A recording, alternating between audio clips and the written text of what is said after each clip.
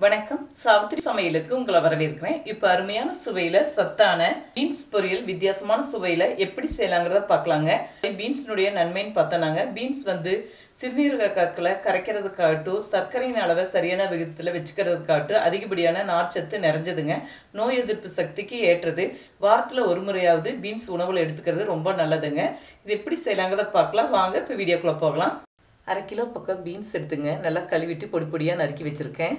பொரியல் செய்யும்போது பீன்ஸ் எல்லாம் இந்த அளவுக்கு நறுக்கி செய்யும்போது ரொம்ப டேஸ்ட்டாக இருக்குங்க. ரொம்ப பெருசாகவும் இல்லாமல் ரொம்பவும் சிறுசாக இல்லாமல் இந்த மாதிரி நறுக்கிக்கும் போது நல்லாயிருக்கும்.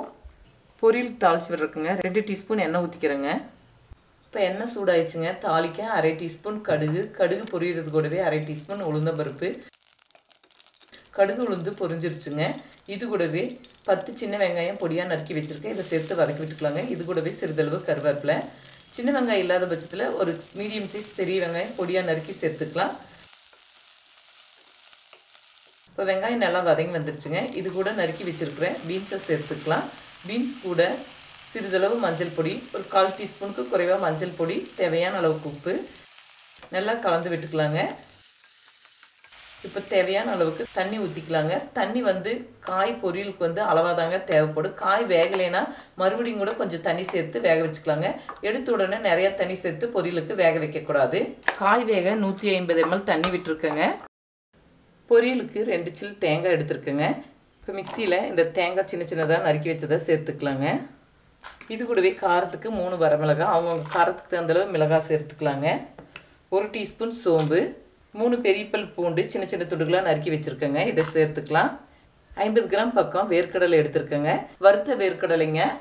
இதையும் சேர்த்துக்கலாம். இதை சேர்த்துட்டு தண்ணி சேர்க்காம தருதருப்பாக அரைச்சி எடுத்துக்கணுங்க. பல்ஸ் மோடில் அரைச்சிக்கணும். இப்போ பீன்ஸ் ஒரு 3/4 பதத்துக்கு வெந்துருச்சுங்க. இன்னும் ஒரு 1/4 வெந்தால் போதும். இந்த டயத்தில் நம்ம அரைச்சி வச்சுருக்கிற தேங்காய், சீரக, சோம்பு, வரமிளகாவை சேர்த்துக்கலாங்க. நல்லா ஒன்று சேர கலந்து விட்டுக்கலாம். கடைசியாக கொஞ்சம் பொடியாக நறுக்குனா மல்லித்தலையை சேர்த்துக்கலாங்க. எக்ஸ்ட்ரா இருந்த தண்ணியெல்லாம் நல்லா வற்றி வந்துருச்சுங்க. நல்லா காய் வெந்துருச்சு. இப்போ ஸ்டவ் ஆஃப் செய்துக்கலாங்க. இப்போ அருமையான சுவையில் சத்தான பீன்ஸ் பொரியல் வித்தியாசமான சுவையில் செய்துட்டேங்க. இது எல்லா விதமான சாதத்துக்குமே சைடிஷாக வச்சு சாப்பிட்டா ரொம்ப அருமையாக இருக்குங்க. இதே முறையில் செய்து பாருங்கள். இந்த வீடியோ பிடிச்சிருந்தா லைக் பண்ணுங்கள், ஷேர் பண்ணுங்கள், சப்ஸ்கிரைப் பண்ணுங்கள், கமெண்ட்ஸ் பண்ணுங்கள். அடுத்த வீடியோவில் சந்திக்கலாம்.